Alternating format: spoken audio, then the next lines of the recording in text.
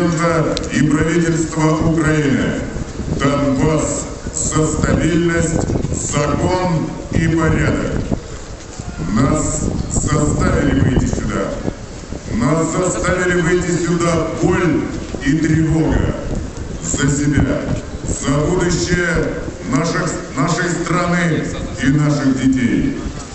Мы не можем оставаться безучастными тем событиям, которые проходят сегодня в Киеве.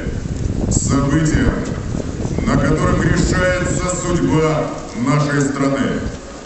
И решается в который раз без учета нашего мнения, мнения миллионов жителей Донбасса.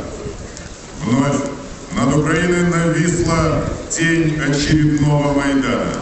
Звучат неконституционные призывы к смене власти.